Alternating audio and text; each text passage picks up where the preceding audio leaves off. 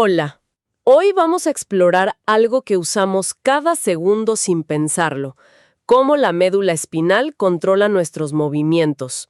Un tema fascinante, sin duda. Y nuestra fuente es un texto fundamental, el capítulo 55 de Fisiología de Guyton y Hall, un clásico. Normalmente pensamos en la médula espinal como un cable que conecta el cerebro con el cuerpo, ¿verdad? Simple. Ajá, la visión más común.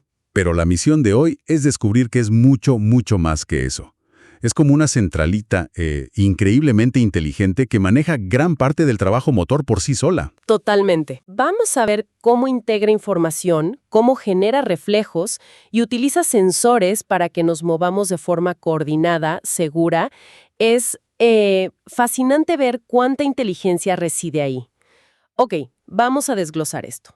Pensemos en la médula espinal no como un simple cable, sino más bien como, digamos, el procesador local para el movimiento. Una especie de computadora dedicada. Me gusta esa analogía. Computadora local. Entonces, esta centralita, esta computadora, recibe constantemente información sensorial y basándose en ella genera las respuestas motoras adecuadas. Exacto.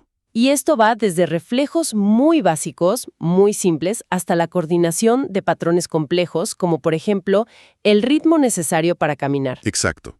Y esa capacidad local es crucial. Sin estos circuitos integrados en la médula, las órdenes del cerebro, por muy sofisticadas que fueran, no podrían traducirse en movimientos fluidos y coordinados. O sea, el cerebro puede dar la orden general. Claro, el cerebro puede decir, camina, pero el patrón alternante de las piernas, ese ritmo, ¿sabes? Está como programado en la médula. El cerebro inicia, sí, detiene, modula, indica giros, ajusta el equilibrio, acelera, pero la ejecución detallada, el cómo mover cada músculo en secuencia, depende de estos programas medulares. Entendido. ¿Y cómo está organizada internamente para hacer todo esto? Imagino que la clave está en la sustancia gris, ¿no? Esa forma de mariposa en el centro. Correcto, ahí está el centro de procesamiento. Ahí es donde ocurre, como decías, la magia de la integración refleja.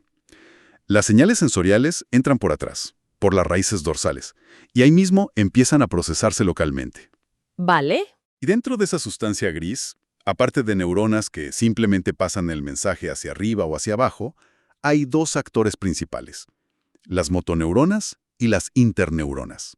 Las motoneuronas son las que finalmente le dicen al músculo, contráete, ¿cierto? Las que mandan la orden final. Esas meras. Son la vía final común. Y entiendo que hay principalmente de dos tipos, ¿no? Alfa y gamma. Suenan como a letras griegas importantes. ¿Lo son? Así es.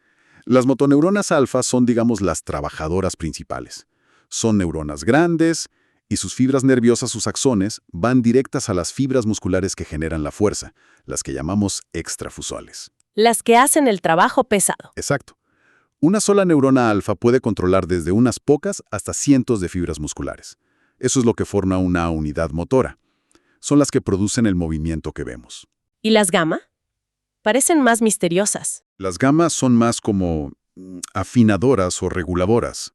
Son más pequeñas y van a unas fibras musculares muy especiales, diminutas, que están dentro de unos sensores musculares que detectan la longitud.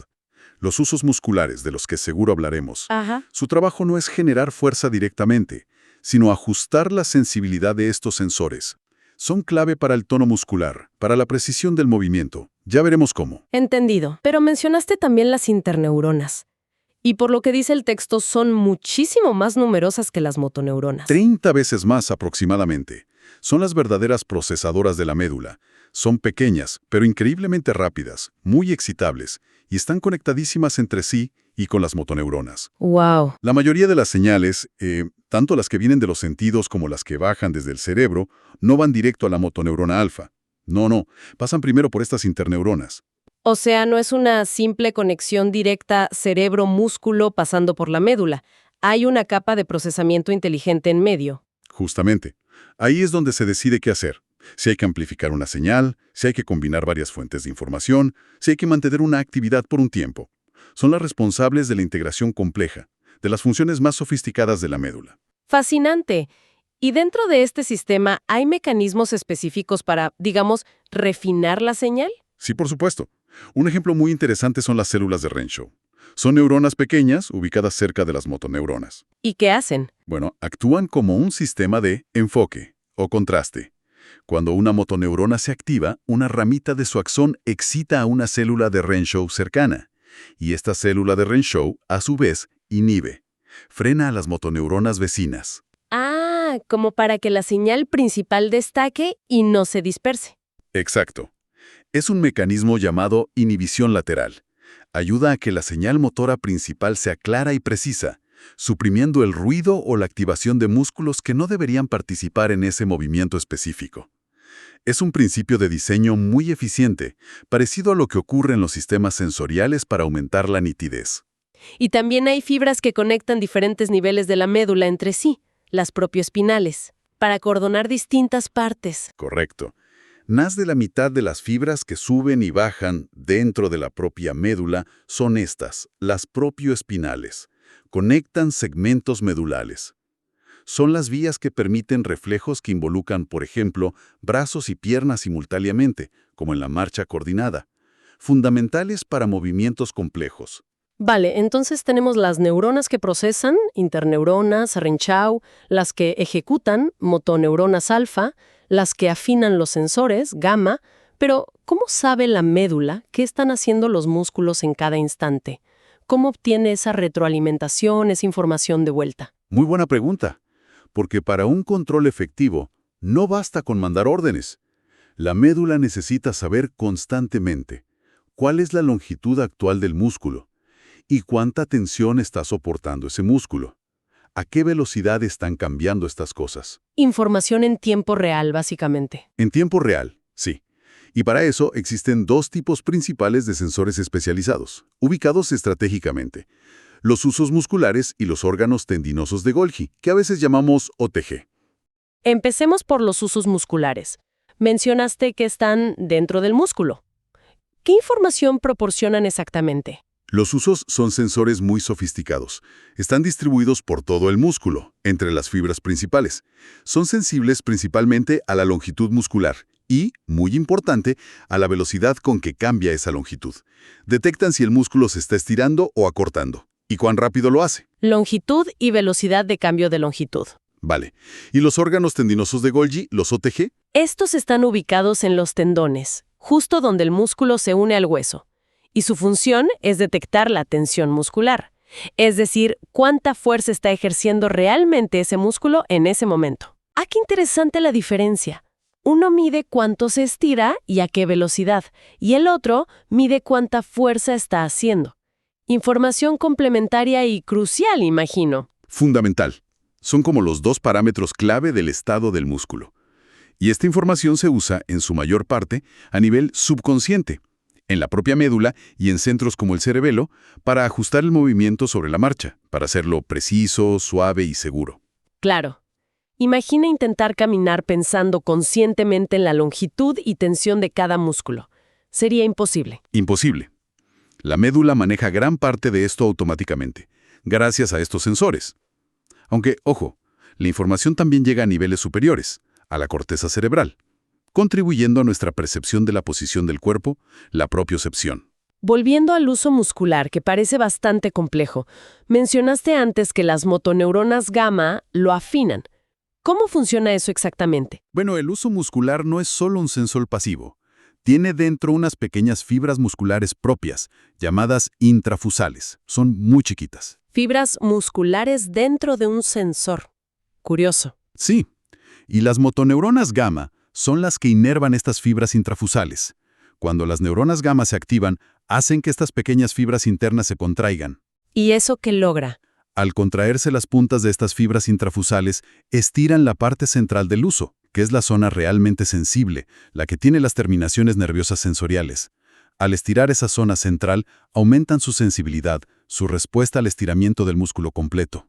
Ah, ¿es como tensar la cuerda de un instrumento para que vibre mejor? ¿Algo así? Exactamente esa es la idea. Permite que el huso siga informando sobre los cambios de longitud, incluso cuando el músculo principal se está acortando durante una contracción. Si no fuera por las gamma, al acortarse el músculo, el huso quedaría flojo, como una goma elástica sin tensión, y dejaría de enviar señales útiles. Entiendo, así el sensor no se queda ciego durante la contracción, se mantiene operativo. Exacto. Mantiene el sensor siempre en línea, calibrado y listo para detectar cualquier cambio. Y esto nos lleva a un concepto importante: la coactivación alfa-gamma. Suena a trabajo en equipo. Totalmente. Cuando el cerebro envía una orden para contraer un músculo, no solo activa las motoneuronas alfa, las que contraen las fibras principales, sino que simultáneamente activa también las motoneuronas gamma correspondientes. ¿Y para qué las dos juntas? Tiene un doble propósito. Primero, evita que el huso se afloje, como decíamos, asegurando que siga informando durante la contracción. Y segundo, y muy importante, mantiene la función amortiguadora del huso, de la que hablaremos ahora, independientemente de si el músculo está largo o corto. Asegura que el sistema de estabilización funcione siempre. Hablando de eso, la manifestación más directa de la función de este uso es el famoso reflejo miotático, ¿no? O reflejo de estiramiento. El clásico golpecito en la rodilla. El ejemplo del libro, sí, es la demostración más sencilla. ¿Qué pasa? Golpeas el tendón rotuliano, eso estira bruscamente el músculo cuádriceps. El huso muscular dentro del cuádriceps detecta ese estiramiento súbito. Y manda una señal. Manda una señal rapidísima por una fibra nerviosa sensorial, tipo IA, muy gruesa y rápida, que entra directamente a la médula espinal. Y aquí viene lo especial. Esa fibra hace sinapsis, se conecta directamente con una motoneurona alfa que vuelve al mismo músculo, al cuádriceps, la pataba. Una sola conexión, una sinapsis. Una sola sinapsis. Por eso se llama vía monosináptica. Y por eso la respuesta es tan increíblemente rápida.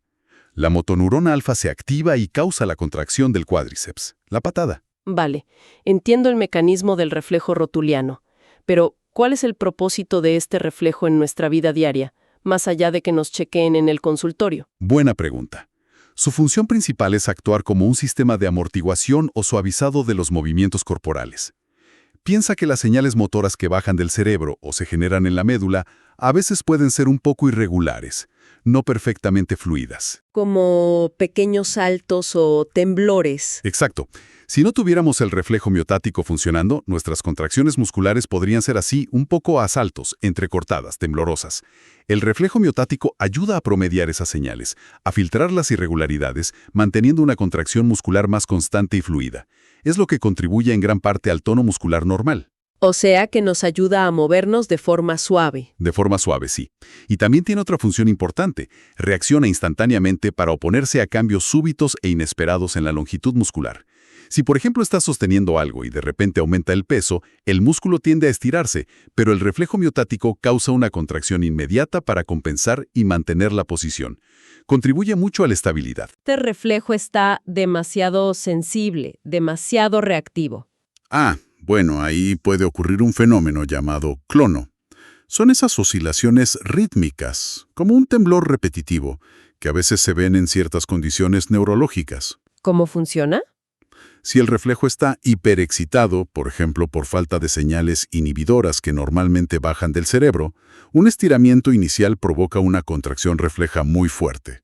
Tan fuerte que alivia completamente el estiramiento. Entonces el músculo se relaja. Al relajarse, si la fuerza que causó el estiramiento sigue ahí, como el peso del pie al estirar el tobillo, el músculo vuelve a estirarse pasivamente. Y ¡boom! Otro reflejo, otra contracción. Y así entra en un ciclo de contracción, relajación, estiramiento que se repite. Un bucle. Un bucle, exacto. Indica que hay una facilitación excesiva, una hiperexcitabilidad en los circuitos de la médula espinal. Interesante.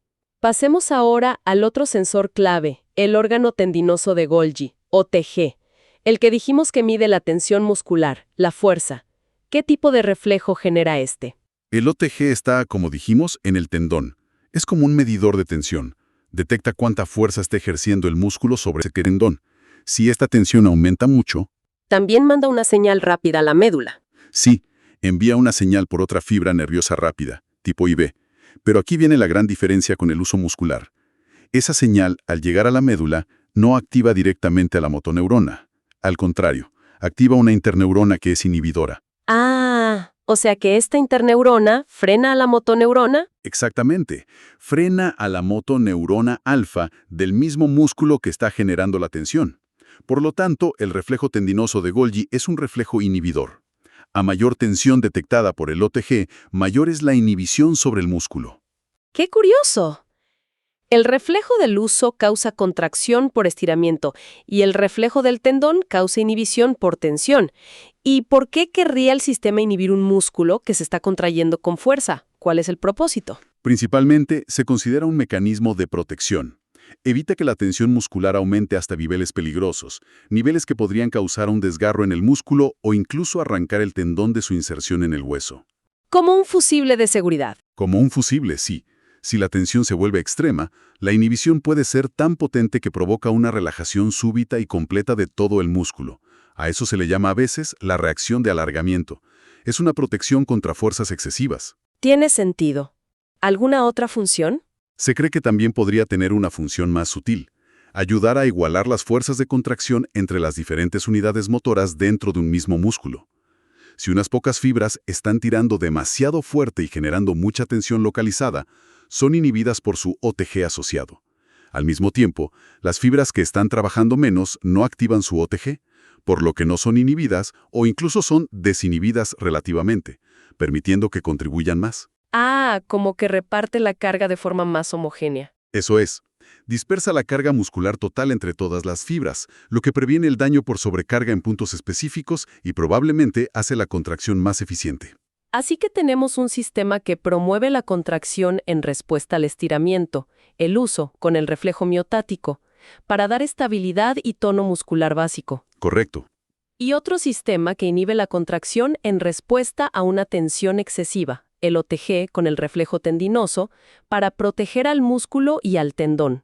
Una dualidad clave para el control motor. Exactamente. Son dos sistemas de retroalimentación sensorial, uno de longitud y otro de tensión, que trabajan juntos de forma complementaria y en gran medida automática, para asegurar que nuestros movimientos sean eficaces, suaves y sobre todo seguros. Fascinante. Hablemos ahora de otros reflejos importantes que también organiza la médula. El reflejo flexor o de retirada parece bastante intuitivo, ¿no? El de quitar la mano si te quemas. Sí, ese es un ejemplo perfecto. Es una respuesta protectora fundamental, quizás la más básica. Si tocas algo doloroso o caliente, afilado, cualquier cosa que cause daño o potencialmente lo cause, la reacción inmediata es retirar esa parte del cuerpo lo más rápido posible.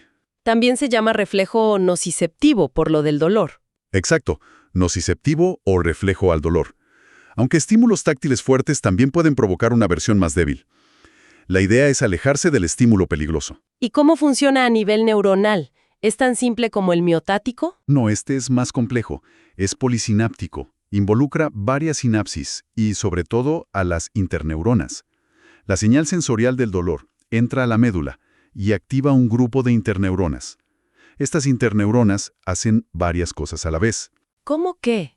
Primero, usan circuitos divergentes para diseminar la señal a todos los músculos flexores necesarios para retirar eficazmente esa parte del cuerpo.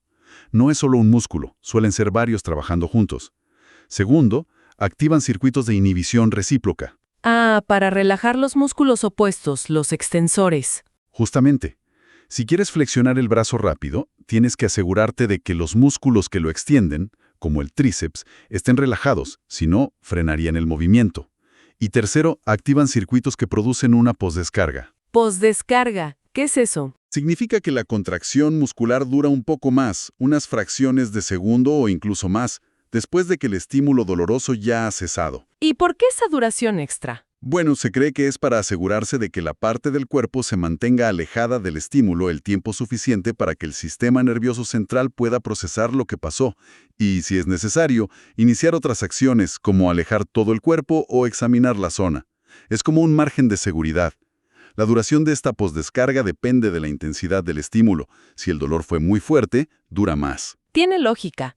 Y a menudo, cuando retiramos una pierna por dolor, por ejemplo, si pisamos algo puntiagudo, la otra pierna parece hacer lo contrario, se extiende con más fuerza. ¿Eso también es un reflejo medular? Sí, ese es el reflejo extensor cruzado. Es una consecuencia casi automática del reflejo flexor en las extremidades inferiores. Ocurre un poquito después, entre 0.2 y 0.5 segundos después de que empieza la flexión en un lado. ¿Y cuál es su propósito? Tiene dos propósitos principales. Uno es ayudar a empujar todo el cuerpo lejos de la fuente del dolor. Si flexionas una pierna, extender la otra te impulsa en la dirección opuesta. Y el segundo, y quizá más importante, es proporcionar apoyo para mantener el equilibrio.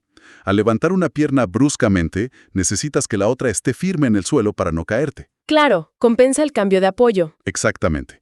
Es un ejemplo precioso de coordinación bilateral que está programada en la médula espinal. La señal dolorosa no solo causa flexión en un lado, sino que también cruza al lado opuesto de la médula y allí activa los músculos extensores e inhibe a los flexores. Todo coordinado. Has mencionado varias veces la inhibición recíproca. Parece ser un principio de diseño fundamental en la médula. Lo es, absolutamente. Es la idea básica de que cuando excitas un grupo de músculos, los agonistas, los que hacen el movimiento principal, tienes que inhibir simultáneamente al grupo muscular opuesto, los antagonistas. Si no, lucharían entre sí. Como intentar acelerar con el freno de mano puesto. Exacto. Sería ineficiente y torpe. Este circuito neuronal que asegura esta coordinación, llamado inervación recíproca, está cableado en la médula para prácticamente todos los pares de músculos antagonistas. Lo vemos en el reflejo miotático, al contraer un músculo, inhibes a su antagonista. Lo vemos en el reflejo flexor, activas flexores, inhibes extensores. Y también funciona en los movimientos voluntarios comandados desde el cerebro. Es esencial. Fascinante cómo estos principios básicos se combinan para crear movimientos coordinados. ¿Y qué hay de reflejos aún más complejos, como los que mantienen nuestra postura o incluso nos permiten caminar? ¿También dependen tanto de la médula? En gran medida, sí. Es sorprendente cuánto puede hacer la médula por sí sola. Incluso en animales de experimentación, cuya médula espinal ha sido desconectada del cerebro, lo que se llama un animal espinal, se pueden observar patrones motores bastante complejos. ¿Cómo cuáles? Por ejemplo, la reacción de apoyo positiva. Si aplicas presión en la almohadilla plantar de una pata, esa pata tiende a extenderse rígidamente, como preparándose para soportar peso. O los reflejos medulares de enderezamiento. Si pones al animal de costado, realiza movimientos, aunque descoordinados, intentando ponerse de pie. Y lo más asombroso, pueden generar movimientos rítmicos de marcha. ¿En serio? ¿La médula sabe caminar por sí sola, sin el cerebro? Tiene la capacidad de generar los patrones básicos. Si suspendes a un animal espinal de forma que sus patas cuelguen y toquen una cinta rodante en movimiento, las patas empiezan a moverse con un ritmo alternante de flexión y extensión muy parecido a la marcha normal. ¡Increíble! ¿Y cómo lo hace? Se cree que existen generadores de patrones centrales, CPGs, por sus siglas en inglés. Son circuitos de interneuronas probablemente basados en esa inhibición recíproca que mencionamos, que pueden oscilar de forma autónoma, generando ritmos alternantes de activación para flexores y extensores. ¿Como un metrónomo interno para caminar? Por la información sensorial que llega de las propias extremidades. La presión en la planta del pie cuando toca el suelo, la información de los usos y OTGs sobre la posición y tensión de los músculos y articulaciones. Todo eso ajusta el patrón. ¿Hay ejemplos de esa modulación? Sí, uno muy claro es el reflejo del tropezón. Si mientras la pata está avanzando, en la fase de flexión, topa con un obstáculo inesperado, la médula detecta ese contacto y modifica el patrón. Detiene brevemente la flexión y luego la aumenta para levantar el pie más alto y superar el obstáculo. Es una adaptación local bastante inteligente. No necesita consultar al cerebro para eso. Es realmente sorprendente. Entonces, muchos movimientos que damos por sentados, como caminar, dependen fundamentalmente de estos programas que ya están instalados en la médula espinal. Así es. El cerebro, por supuesto, es esencial. Da las órdenes de iniciar la marcha, parar, cambiar de dirección, ajustar la velocidad según el terreno o el propósito. Pero la maquinaria básica, la generación del ritmo y la coordinación fundamental entre las extremidades reside en gran medida en la médula. Es una división del trabajo muy eficiente. Ahora, a veces, estos reflejos medulares pueden causar problemas, como los espasmos musculares dolorosos o los calambres. ¿Cómo se relacionan con lo que hemos visto? Es una buena conexión. A menudo, un espasmo muscular persistente es, en esencia, un reflejo medular que se ha vuelto hiperactivo o que ha entrado en un bucle de retroalimentación positiva. Por ejemplo. Un ejemplo clásico es el espasmo muscular que ocurre alrededor de una fractura ósea. El dolor intenso, proveniente de los extremos rotos del hueso, actúa como un estímulo irritante constante que bombardea la médula. Esto dispara un reflejo que causa una contracción tónica, sostenida, de los músculos cercanos a la fractura. Intenta inmovilizar la zona, pero puede ser muy doloroso. Y supongo que algo similar pasa en la peritonitis, con la rigidez abdominal. Exacto. La irritación del peritoneo, la membrana que recubre el abdomen, causa un reflejo que contrae los músculos de la pared abdominal, poniéndola rígida como una tabla. O piensa en los calambres musculares comunes, por ejemplo, después de un ejercicio intenso. Sí, ¿qué los causa exactamente desde esta perspectiva refleja? Bueno, la teoría más aceptada es que algún factor irritante local puede ser frío, falta de flujo sanguíneo o isquemia, acumulación de productos metabólicos por fatiga excesiva, genera señales de dolor o señales sensoriales anormales. Estas señales van a la médula y disparan una contracción refleja en ese músculo. El problema es que la propia contracción muscular puede, a su vez, empeorar la irritación, por ejemplo, comprimiendo vasos sanguíneos o estimular más receptores sensoriales. Se crea así un círculo vicioso. Más dolor, más contracción, más dolor, hasta que se produce un calambre completo y sostenido. Un bucle de retroalimentación positiva que se autoalimenta. Precisamente, hasta que algo rompe el ciclo, como estirar el músculo o mejorar la circulación. Entendido.